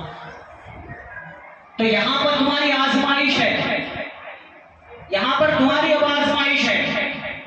اب تم سے کہا جائے گا کہ تم کتنے ایمان والے ہو، تم کتنے تقوی و پرہیزگاری والے ہو۔ اگر وہ نہ مانتے ہو تو ٹھیک ہے، ایسی نفرت کرو کہ انہیں ان کے گناہ پر شرمندگی ہو کہ ہاں میں نے جو کیا اس کے ساتھ برا کیا نہیں کرنا چاہیے۔ تو سب سے پہلے ہاتھ سے روکا کرو، اس کے بعد زبان سے روکا کرو، اس کے بعد نفرت کیا کرو۔ اگر اس کے باوجود بھی آپ کچھ نہیں کر سکتے تو پھر اپنے آپ کو ایمان والا کہنا چھوڑ دو۔ حالانکہ کئی بار کہہ چکا ہوں، گانے بجانے کی دعوتیں ہوں تو بائیکاٹ کیا کریں۔ ارے نہیں، رشتہ دار ہے، قریبی معاملہ ہے، داماد کا معاملہ ہے، فلاں ہے فلاں ہے فلاں، خدا سے بڑھ کر ہے، شریعت سے بڑھ کر ہے۔ رسول اللہ صلی اللہ علیہ وسلم رتی ڈھیلا برابر قربانی نہیں دے سکتے، بڑی بڑی باتیں ضرور کرتے۔ تو بہرحال آج یہ موقع ہے، شب معراج، حضور نے وہاں بھی ہمیں نہیں بھولا، حضور نے سدرۃ المنتہا کے پار خدا کے قریب نظروں میں نظریں جب ڈال کر سلام عرض کر رہے تھے، وہاں پر بھی اپنی امت کو نہیں بھولا گیا۔ لیکن ایک امتی ہے کہ سب کچھ رہنے کے باوجود اپنے محبوب کو یاد نہیں کرتا، بڑی افسوس کی بات ہے۔ تو بہرحال آج یہ موقع ہے، یہ شب معراج، یہ ہمیں جو نمازوں کا تحفہ دیا گیا ہے، کہا گیا کہ یہ جو تمام واقعہ ہوا یہ میری معراج ہے۔ اگر کوئی بندہ نماز پڑھ لیتا ہے تو وہ یقین جانے وہ اس کی معراج ہے، وہ اس کی معراج ہے۔ جو بندہ نماز پڑھ لیتا ہے وہ اس کی معراج ہے۔ خدا سے مانگ کر تو دیکھ۔ تو بہرحال آج ہی کا وہ دن ہے، شب معراج، اور یہ واقعہ یہ حضرت مالک بن صحابہ رضی اللہ عنہ بڑے بہترین انداز میں اسے بیان کیا ہے، اور حضرت ابو قتادہ اور حضرت انس بن مالک رضی اللہ عنہ، اس تمام یہ صحابہ اس کے راوی ہیں۔ امام بخاری نے اپنی بخاری شریف میں اس کو درج کیا، امام بخاری بھی اس کے گواہ ہیں۔ تو صحیح حدیث ہے، متفق علیہ حدیث ہے، یہ شب معراج کا واقعہ۔ سبحان الذی اسری بعبدہ لیلا من المسجد الحرام الی المسجد الاقصی۔ جو وہاں سے ہو یہی آنکھیں ہو، جو کہیں سے بھی ہو یہی آنکھیں ہو، جو یہاں نہیں وہاں نہیں۔ سمجھے بات؟ جو حضور کا نہیں وہ خدا کا نہیں، چاہے لاکھ کوششیں کر لو خدا تک پہنچ جاؤ، خدا کی وہ نعمت نہیں ملے گی جب تک حضور سے محبت نہیں ہوگی۔ تم لاکھ کوششیں کر لو، میں قرآن کا قاری ہوں، میں میدان کا غازی ہوں، میں قرآن کا پڑھنے والا ہوں، اہل قرآن ہوں، جب تک تم حدیث نہیں پڑھیں گے، حضور سے محبت نہیں رکھیں گے، تمہارا ایمان ناقابل قبول ہے۔ لپیٹ کر وہی منہ پہ دے مارا جائے گا، تمہاری ساری عبادتیں بیکار ہیں جب تک حضور محبوب تر نہ ہو جائے۔ خود حضور فرماتے ہیں کہ تمہارا ایمان جب تک مکمل نہیں ہوگا میں محبوب تر نہ ہو جاؤں۔ تمہارے والدین سے، تمہاری اولاد سے، تمہاری دولت سے، تمہارا عیش و آرام سے، تمہاری زندگی، تمہاری دنیا، ہر چیز سے میں محبوب تر نہ ہو جاؤں، تم ایمان والے نہیں۔ تو اس لیے ہمارا ایمان یہی ہے کہ رسول اللہ صلی اللہ علیہ وسلم کے ہم امت ہیں، اور یہ ہمارا اعزاز ہے، ہمارا فخر ہے، ہمارا غرور ہے، ہماری شان ہے، ہماری شوکت ہے، ہمارا مقام و مرتبہ اللہ نے بلند کر دیا شب معراج میں یہ واقعہ بتا کر۔ اسے واقعہ کو قرآن میں بھی بیان کیا، سبحان اللہ، بنی اسرائیل میں بھی بیان کیا گیا، اور سورہ نجم میں بھی بہترین انداز میں بیان کیا گیا۔ سدرۃ المنتہا بھی بتایا، جنت المأویٰ بھی بتایا، جنت المأویٰ بھی، پھر اس کے بعد خانہ کعبہ، وہاں پر جو اللہ کا بہترین گھر مقام مرتبہ ہے، وہ سب چیزیں بتائی اللہ سبحانہ۔ تو بہرحال یہ عظمت والی رات، یہ جشن منانے والی رات، اس رات سے ہمیں چاہیے کہ سبق لیں، اپنی زندگی کو بہتر بنائیں۔ آج ہے کل نہیں رہے، ہم بھی آج ہیں، کوئی یہ نہیں کہہ سکتا کہ میری 18 برس کی عمر ہے، میری 32 ہے، 25 ہے، کب جاؤں، ابھی وقت ہے، کب کسے موت آئے گی پتہ نہیں۔ کل نفس ذائقۃ الموت، موت کے آنے سے پہلے موت کی تیاری کر لیا کرو، اور موت کے بعد جو ہمارا راستہ گزرے گا، یقین جانیں اگر مردے بول اٹھتے تو آپ کھانا کھانا چھوڑ دیتے. اگر مردے، حالانکہ یہی دیکھ لیں ایک دیوار کا فرق ہے، خاموشی ہے یہاں ہلچل ہے، خاموشی ہے یہاں ہلچل. اگر وہ اٹھ جائے تو یہ پورے خاموش ہو جائے. کھلے لفظوں میں اٹھتے جنازے ہمیں یہ نصیحت دے رہے کہ آج ہمیں اٹھایا گیا، کل تمہیں بھی اٹھایا جائے گا، کل تمہیں بھی کفنایا جائے گا، کل تمہیں بھی نہلایا جائے گا، کل تمہیں بھی دفنایا جائے گا. اور دفنانے کے بعد کوئی تمہارے ساتھ کھڑا نہیں رہے گا. تمہارے نہ والد، نہ والدہ، نہ بھائی بہن، نہ تمہارے دوست و احباب جن کے لیے جان نثاری کرتے ہو، نہ تمہاری دولت، نہ تمہاری شہرت، نہ تمہارا مقام، نہ تمہارا عہدہ، نہ تمہاری طاقت. سب یہی کہیں گے کب ملا رہے، کب ملا رہے جنازے، کب ملا رہے. اپنی موت کو یاد کی. قبرستان کو جانا اس لیے کہا جاتا ہے کہ تم وہاں جا کر عبرت حاصل کرو، وہاں جا کر تم یہ محسوس کیا کرو کہ یہ جو قبر میں انسان شخص جو آج موجود ہے کل مجھے بھی اسی طرح ڈالا جائے گا. قبر بھی کوئی بڑی نہیں ہوگی. بادشاہ مر گیا تو کیا ہوگا، ٹائل کو ماربل کا پتھر بچھا کے ڈال دیا، وہی پتھر ہوگا، وہی مٹی ہوگی، وہی کفن ہوگا اور وہی معاملہ ہوگا. سب سے پہلا سوال اٹھائے جانے کے بعد نماز کا ہوگا. ہم نے نمازوں کا تحفہ عطا کیا تھا 50 سے 5. ان نمازوں کو کیا تم نے وقت پر ادا کیا؟ کیا تم نے ان نمازوں کو خضوع اور خشوع کے ساتھ ادا کیا؟ یہ زندگی بڑی حقیر ہے، یہ زندگی بڑی قیمتی ہے. غنیمت جانیں، یقین جانیں، غنیمت جانیں. وقت گزرتے گزرتے گزر گیا، دیکھتے دیکھتے 1.5 گھنٹہ ہو گیا، ایسے دیکھتے دیکھتے وقت گزر جائے گا. رجب آ گیا، شعبان، پھر رمضان، پھر یہ سال بھی گزر جائے گا. لیکن ہم نے کیا کمایا، کیا کمایا؟ دن بھر میں اگر ہم ایک کتاب لے کر بیٹھے کہ ہم دیکھیں گے کہ ہم نے کیا اچھائیاں کی اور کیا برائیاں کی، یقین جانیں ہمارے ہاتھ کانپ اٹھے، ہمارے پیر کانپ اٹھے، ہم کچھ لکھ نہیں سکیں گے. کیوں؟ ہم نے اتنے نیکیاں نہیں کی، ہم نے اتنے اچھائیاں نہیں. کیونکہ دل کا حال تو خود بہتر جانتے ہیں، کسی کو بتانے کی ضرورت نہیں، کسی کو جتانے کی ضرورت نہیں. دھوکہ دینے والا سامنے والے کو تو دھوکہ دے رہا ہے، لیکن خود کو تو پتا ہے کہ میں دھوکہ دے رہا ہوں.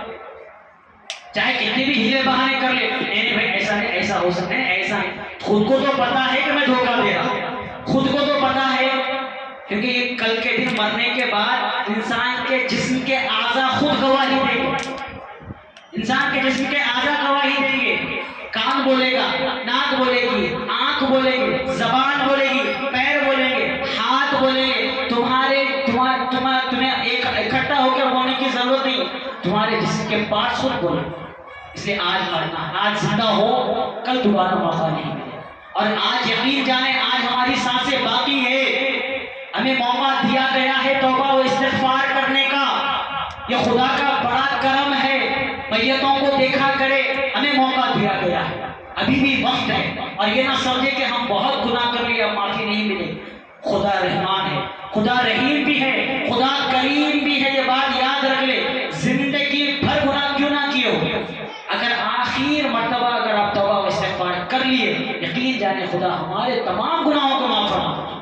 یقین جانے، بھروسے کے ساتھ کہہ رہا ہوں، بس مانگنے کی ضرورت ہے، طلب کرنے کی ضرورت ہے، خدا کے سامنے گر گڑانے کی ضرورت ہے.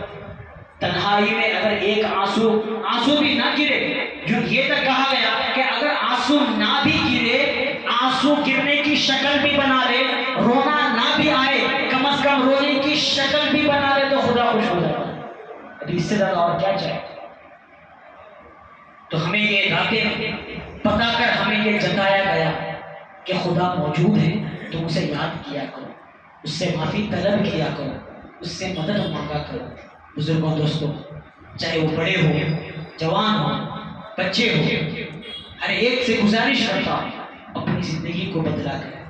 دیکھتے دیکھتے ماحول بڑا خراب ہو رہا، قتل عام ہو رہی ہے، جائیدادوں کے لیے، عہدوں کے لیے، خاص کر مسلمان اور خاص کر آج کل تو شادی بیاہ کے جوڑوں میں جو نفرتیں پیدا ہو گئی، بہت خراب ماحول پیدا ہوا، اتنا خراب ہم سبھی جانتے ہیں کہ یہود جو ہے وہ سارا یورپ اپنے قبضے میں کر چکے ہیں، وہاں پر شادی بیاہ کا کوئی تصور نہیں، یورپ میں شادی بیاہ کا کوئی تصور نہیں ہے، وہاں پر کانٹریکٹ مینیجرز چلتے ہیں، جیسا کہ جانوروں میں ہوتا ہے کہ ماں ایک ہوتی ہے باپ کئی ہوتے ہیں، اسی طرح کا پورا سارا یورپ حرام نسلوں سے پیدا ہوا ہے، اور یہ وبال ہماری ایشین کنٹریز میں بھی داخل ہو چکی ہے، ہمارے ایشیا میں بھی یہ داخل ہو چکا ہے، ہمارے یہاں آج کل شادی سے زیادہ طلاق بہولے ہو رہے ہیں، اور اس کا آخر میں نتیجہ یہی نکلے گا کہ حکومت سے کچھ نہ کچھ ایک اعلان ہوگا اور کہہ دیا جائے گا کہ بھائی جب تمہاری شادیاں ٹک نہیں رہی ہو تو بھی شادی کرتے کیوں؟ کانٹریکٹ کر لو، 11 مہینے کی شادی، 12 مہینے کی شادی، ہوئے تو ہوئے بچے، ہوئے تو نہیں، یہ حرام کی اولاد ہوگی، حرام نسلوں سے پیدا ہونے والی اولاد ہوگی۔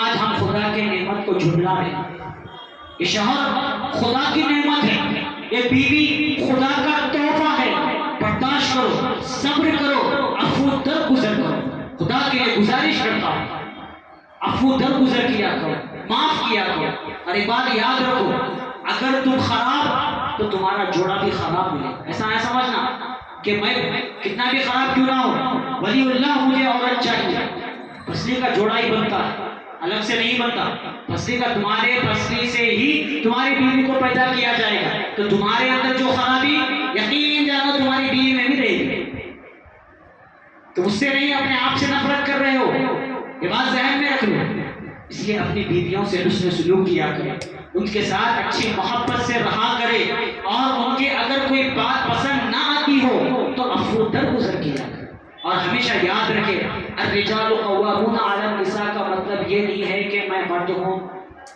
میرے کو بہتر بنایا گیا ہے، الرجال قوامون علی النساء کا مطلب ہے کہ تم اپنی ماں اور اپنی بیوی میں عدل کرنے والے ہو، اپنی بیوی اور اپنے ماں میں محبت و الفت کے ایک سبب بننے والے ہو، تم وہ سبب بن سکتے ہو اگر تم مرد بننا چاہتے ہو، اگر نہیں تم عورت بن کر رہنا چاہتے ہو چوڑیاں پہن کر تو پھر کوئی حرج نہیں، لیکن تم مرد بننا چاہتے ہو تو ماں اور بیوی دونوں کو ساتھ لے کر چلا کرو، ان کی بھی خواہش پوری کیا کرو، ان کی بھی خواہش پوری کیا کرو، ان کو بھی خوش رکھا کرو، حالانکہ ان کو بھی خوش رکھا کرو، حالانکہ مشکل ضرور ہوگی لیکن ہم مرد ہیں، ہم یہ کر سکتے ہیں، اس لیے ہمیں الرجال قوامون کہا گیا، اپنی بہنوں اور اپنی بیوی میں رشتے مضبوط کیا کرو، ہر باتیں بتانے کی ضرورت نہیں ہے، اگر کوئی بہن آپ کی بیوی کے بارے میں برائی کر دے نظر انداز کیا کرو،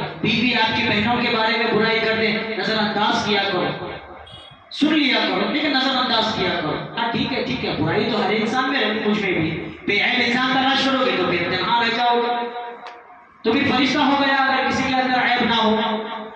ماں بات یاد رکھے، بعض ایسے بڑے سخت دل کے ہوتے ہیں، نہیں تم میری ماں کو اپنی ماں سمجھو، بات یاد رکھے پیٹ سے نکلا ہوا بچہ وہی اولاد ہوگا اور وہی ماں ہوگی، اس کے علاوہ لاکھ کوششیں کر لو کوئی ماں بن نہیں سکتا، کوئی بیٹا بن نہیں سکتا، کوششیں لاکھ کر لو، آپ کہو گے کہ میں نہیں اپنی بہو کو بیٹی سمجھو، نہیں ہو سکتا، نہیں ہو سکتا، ہرگز نہیں ہو سکتا، چاہے کوششیں کتنی بھی کیوں نہ کرو، آپ بہو رہو، آپ ساس ہی رہو، لیکن صلہ رحم کرو، ایک دوسرے کو معاف کیا کرو، عفو درگزر کیا کرو، ٹھنڈے دماغ سے سوچا کرو، یہ ہماری عادتیں نہیں، یہ ہمارا شریعت نہیں کہلاتا، یہ بڑی قیمتی باتیں ہیں، حالانکہ بہت گزر رہا ہے، آپ بیزار ضرور ہو رہے ہوں گے کیونکہ مجبوری میں مجھے ٹھہرنا پڑا، آپ لوگ کل بھی سنے تھے، ان کو آج بھی سن رہے ہوں، اب شروع کریں تو ختم بھی نہیں ہو رہا، ختم کر رہا ہوں میں اپنی بات کو، تو بہرحال یہ باتیں ایسی ہیں، میں جب دنیا والوں سے جب ملتا ہوں تو لوگوں سے ملاقات کرتا ہوں تو ایسے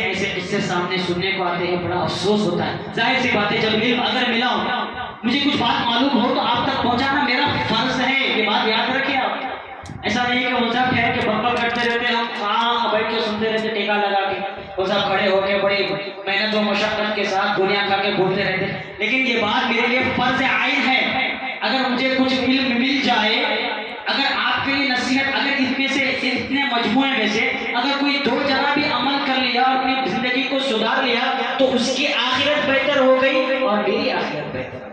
حالانکہ میں بھی جانتا ہوں کہ میری ایسی بڑی عبادتیں نہیں ہیں، میں ایسا کوئی صدقہ و خیرات کرنے والا، ایسا کوئی بڑا عالم دین نہیں ہوں، میں بھی آپ کی طرح نارمل انسان ہوں۔ بھی تو جاہل بھی کہہ سکتے مجھے، کم علم بھی، کم عقل، نااہل، سب کچھ کہہ سکتے، قبول ہے۔ تو اس لیے اگر کوئی اچھی بات کہہ بھی دے رہا ہوں، میرا ایک انداز ہے، میں چاہے کسی کے پاس بھی کوئی اچھی بات کہہ دے لے لیتا ہوں، اور ہم سب کو بھی یہ انداز پیدا کرنا چاہیے کہ بھائی وہ شخص اچھی بات کیسے کر سکتا ہے؟ ارے بیٹا تم اس کا ٹھیکہ لے کے رکھیے، خدا کسی کے بھی زبان سے اچھی بات نکال سکتا ہے، خدا کسی کے بھی زبان سے اچھی بات نکال سکتا ہے، بس ہمیں اچھی باتیں لے لینا ہے اور جو بری باتیں ہیں جو ہمارے عقل سے پرے ہو اسے چھوڑ دینا ہے، لیکن کسی سے نفرت نہ کرے، کسی سے نفرت نہ کرے، یہ ہمارا ٹھیکہ نہیں ہے۔ نفرت کسی سے نہ کرے، ہر ایک سے محبت سے پیش آئے، ہر ایک کو عزت دیا کرے، ہر ایک کے ساتھ تمیز سے پیش، چاہے وہ کسی بھی فرقے کا کیوں نہ ہو، کسی بھی طبقے کا کیوں نہ ہو، ہر ایک کے ساتھ صلہ رحمی رکھے، کیونکہ انسانیت سب سے پہلے، مذہب بعد میں آیا، مذہب بعد میں آیا، انسانیت سب سے پہلے، چاہے وہ غیر مسلم بھی کیوں نہ ہو، ہر ایک کے ساتھ حسن سلوک کیا کرے، ہر ایک کے ساتھ اچھے تمیز و اخلاق کے ساتھ پیش آیا کرے، یہی ہماری مسلمان کی پہچان ہے، اور یہ پہچان کو ہمیں باقی رکھنا ہے۔ تو بہرحال ہمارے اس مسجد کے جو متولی صاحب ہیں، میر قدرت علی صاحب، انہوں نے تو اپنی رہی زندگی میں اپنی جنت میں بڑا گھر آپ نے تو بنا لیا، اس مسجد کو وقف کر کے، اس مسجد کو اللہ کی راہ میں خرچ کر کر انہوں نے اپنا مقام تو بڑا بہترین بنا تو لیا، لیکن بیچارے آج کل بہت تکلیف میں ہیں، بیماری ہے، ہر انسان ظاہر سی بات ہے، پیدا ہونا، بڑا ہونا، پھر بیمار ہونا، بیمار ہونے کے بعد پھر گزر جانا، یہ تو سلسلہ رہے گا، آج وہ ہے کل ہم بھی ہو سکتے ہیں اس جگہ پر، تو بہرحال طبیعت بہت خراب ہے، تو اللہ سے خاص کر اس نورانی محفل کا وسیلہ دیتے ہوئے میں دعا کرتا ہوں کہ اے پروردگار عالم میر قدرت علی صاحب کی بیماری کو دور فرما، ان کے تمام پریشانیوں کو دور فرما، انہیں راحت و سکون عطا فرما، انہیں تندرستی اور انہیں ان کا خاتمہ بالخیر فرما، اور انہیں صحت کی دولت سے مالا مال فرما۔ اے پروردگار عالم ہم تمام مسلمانوں پر رحم کا کرم کا معاملہ فرما، اے پروردگار عالم ہم تمام مسلمانوں کو دین کا داعی بنا، علم نافع عطا فرما، عمل صالح کرنے کی توفیق عطا فرما، اے پروردگار عالم ہمیں 5 وقت نماز با جماعت ادا کرنے کی توفیق عطا فرما، اے پروردگار عالم ہمیں قرآن پڑھنے اور اسے سمجھنے والا بنا، اے پروردگار عالم ہمیں شریعت کا پابند بنا، ہمارے بھائی اور بہنوں میں خلوص و محبت عطا فرما، اے پروردگار عالم جن کے والدین بحیات ہیں انہیں صحت و تندرستی عطا فرما، اور جن کے والدین ہیں پروردگار ہمیں خوش نصیب بنا کے ہم ان کی خدمت کر سکیں، اے پروردگار عالم ان کی خدمت، ان کی اطاعت کرنے والا بنا، اے پروردگار عالم ان سے بے پناہ محبت کرنے والا بنا، اے پروردگار عالم ان کے جو چھوٹے خواہشات، چھوٹے بڑے خواہشات ہیں انہیں پورے کرنے کی توفیق عطا فرما، اے پروردگار عالم ہمارے پڑوسیوں سے ہمارا رشتہ بہتر بنا، اے پروردگار عالم ہمیں اپنی دولت اور اپنی شہرت سے زیادہ اپنے ایمان سے محبت کرنے والا بنا، اے پروردگار عالم ہمیں دین کا داعی بنا، سچا مسلمان بنا، اے پروردگار عالم حرام کاموں سے ہماری حفاظت فرما، حرام کاموں سے ہماری حفاظت فرما، شیطان کو مردود سے ہماری حفاظت فرما، فتنہ شیطان اور ہمارے ناقص جو نفس ہے اس سے مقابلہ کرنے کی